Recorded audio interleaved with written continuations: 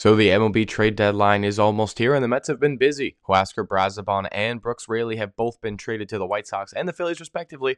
Let's look at the returns. First up, from the White Sox, who we traded Huascar, Brazoban to, we got Gabe Davis, who is not to be confused with the NFL receiver. He was ranked number 20 in the White Sox system, and we get a 27-year-old in Zach Franklin. Gabe Davis is 22 years old. He was a fifth-round pick in 2025. He played in college with Nolan McLean and Carson Medge over at Oklahoma State. And you know what the biggest thing about him is? He is 6'9" as a pitcher, and he has crazy arm strength. He's gotten up to 100 miles per hour this year, and he's a 30.3 strikeout rate in high A. He has an 8.31 ERA with 17 walks, so he has a lot of time and development still needed.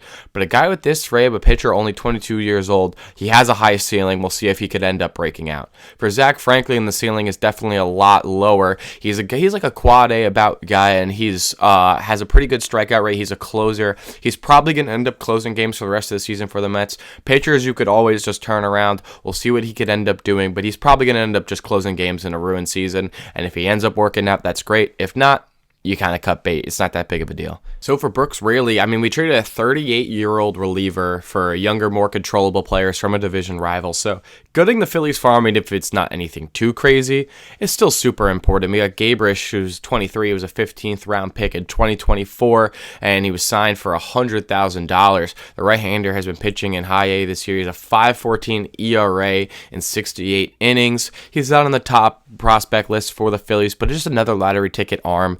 Pitchers especially, you got guys who aren't even pitchers and they become the best pitchers. Speaking of Jacob deGrom was drafted as a shortstop. Especially young guys, pitchers are very, very volatile. So just stacking up the farm and taking them from the Phillies is important, especially for guys that we would have gotten nothing else for and just let them walk. Spikerman, who's 23, he's the bigger pick from this, right? He was the third-round pick in 2024, signed for a $672,000 bonus, and he's a switch-hitting outfielder. So he's a 27th ranked in the Philly system. He doesn't have power.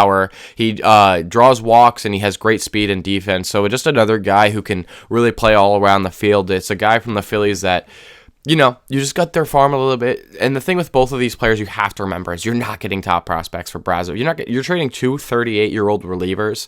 And for the Mets, you're not going to get a lot for that. Just to get anything in the farm, especially lottery tickets, young guys, it's always worth it. You have to remember guys have been in trades who were kind of random throwaway prospects. Even Pete Crow Armstrong, even Fernando Tatis Jr. were in similar-ish deals. And you just have to remember sometimes with these things that it also doesn't work out 99% of the time. Those are two examples over however many years. But it's important to remember that these guys are just kind of lottery tickets, and it's better to have more.